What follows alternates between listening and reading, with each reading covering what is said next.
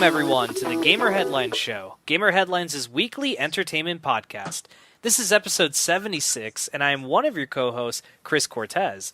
And with me, as always, is my other co-host, Adnan Riaz. Hello, Chris. Hello, Adnan. What brings you here? What brings you here, good sir, to this boat you must pass? I'm not too sure, really. Got an invite. Do you remember lone cabin in the middle of nowhere? Do you remember Monty Python? You must answer. Yeah, I did. What was it? What is your favorite color? Blue. No, wait, green. Ah!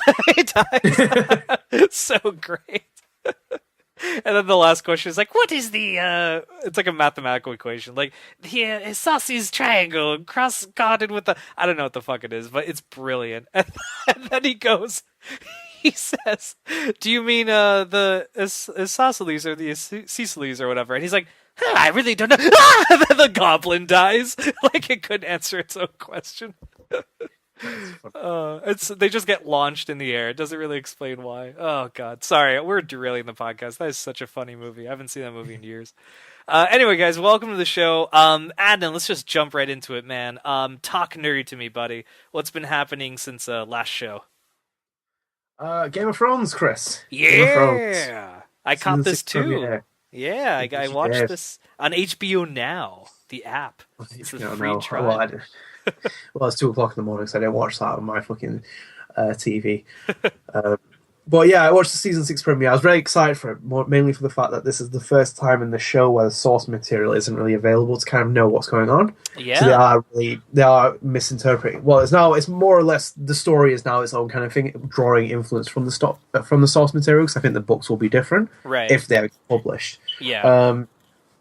But yeah, no, overall, I enjoyed watching it for the first, was it about 60 minutes, was it? As usual episode, or 45? Yeah, I think 53 or 63, yeah.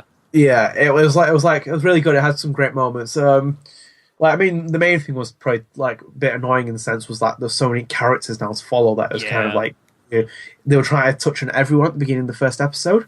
And that kind of almost strayed away from it because we saw Arya for about 25 seconds, even though her scene was brilliant. And it was just like, that's about it. And I'm just like... With John Cena's cameo, which was kind of cool. Dun, dun, dun, dun. His name is John Cena. No, but I from what I saw though, and what I watched and everything else, the ending was really good as well. Good stellar kind of not completely jaw-dropping, but a surprising twist and turn of events. Mm-hmm. But... yeah, I'm very excited for the rest of the season now. See where it goes. See where the directions are. See if Jon Snow brings back the North. Yeah, with that fucking King's Blood, boy. Yeah. That King's Blood. Where we're going to get that King's Blood from, I have no idea. But I had actually completely forgotten that this was what's it called, the first season, not to follow directly the source material. It's not adapting it. Because fucking this guy, George R. Martin, has not written it. He's like, what the fuck is he doing, right? He's just like, I'll get around to it, and he hasn't. Fuck. Yeah, he's not healthy by any stretch of the imagination. Yeah, and he gets pissed if people say that. You know that, right? He's like, fuck those guys. But it's like, dude, man, let's get real. They're only looking for your well-being. Yeah, I mean, that's that, and on top of that, you're kind of an older gentleman, and, people are just... hoping, I don't know. It's a weird situation, man. I think that for one thing is fucking true. He's taking a long ass time making it. I think that we could all agree on that. Yeah. Well, no, dude. For me, I purchased last Friday Star Fox Zero, which also included Star Fox Guard. So I was gonna kind of give my thoughts on that. Yeah, go for it. Yeah, go so. Yeah, hey, yeah, hey, man. Put on the brake. But no, basically, dude. So I don't want to get too into it, but basically, my thoughts on it are this. It's okay. A lot of people, get down to the nitty gritty, the controls. It literally, dude. I bought the game Friday, and I'm not making this up. Literally, yesterday, I just got used to the controls.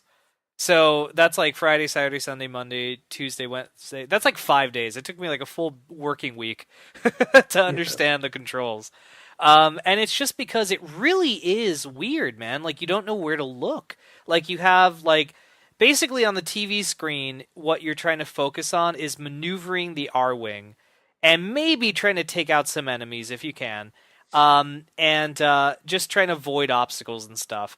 And then when you need more precision aiming, which you always fucking need, you need to look down on the gamepad, and you kind of get like a zoom up of like what you're doing, like a zoom in almost. So you have like a more accurate crosshair than the one that's on screen, and and that's where you have to move physically the gamepad around like a Wii remote almost to like move the reticle around to like aim and shoot and stuff. So it's really off-putting because your initial mindset is, well, I'm just gonna look at the fucking TV screen and shoot and fuck the gamepad, and you start to realize, man, I've died like 40 times. Maybe I should look at the gamepad and I should like Yeah. start doing. You start realizing they designed this game in a very particular way for a reason, and that's how it is. But once you get used to it, dude, it's pretty decent controls. I mean, it's completely unnecessary. They didn't need to make it that fucking complicated, but I get it. They wanted to do something special.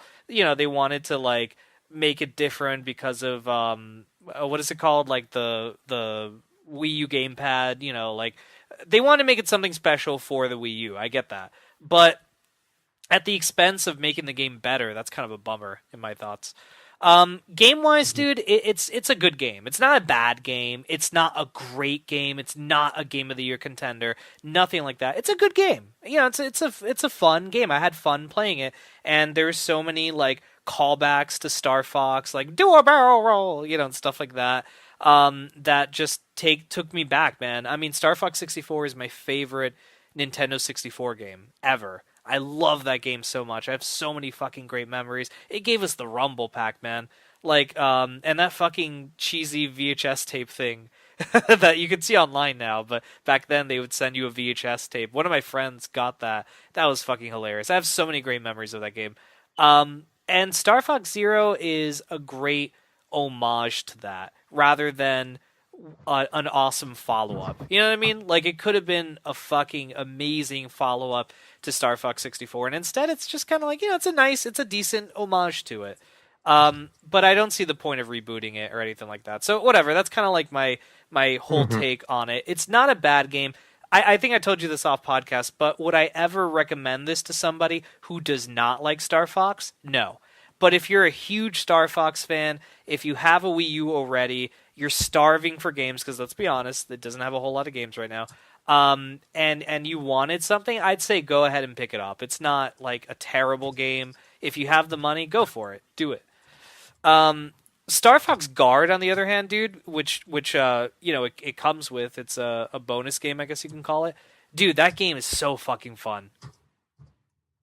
Yeah. It's like super fun, man. It's again, I told this to add an offcast, but it's basically like if you got Five Nights at Freddy's and like a tower defense game and you combine them together, and you themed it to Star Fox. That's what Star Fox Guard is.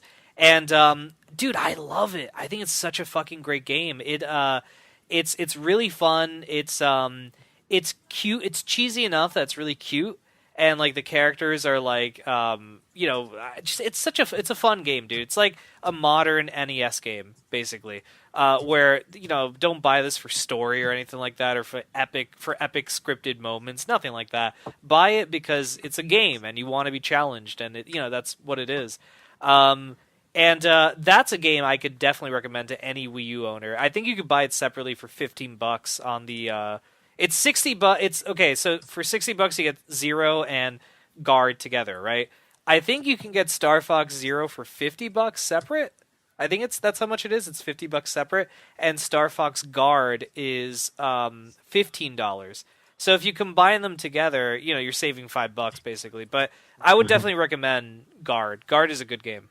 Like it's really fucking great. But yeah, that's pretty much my impressions on it. It's taking everything away from it. It's not really been the game that everyone hyped it up to be, is it? Yeah, that's another thing. Well, Guard is just a fun bonus, but Star Fox Zero, I mean, for me personally, there's a bit of hype to it because Nintendo's been showing it off for what, like 2 years now, I think. Like, didn't they first show it 2014 E3 or something like that. Yeah, around about.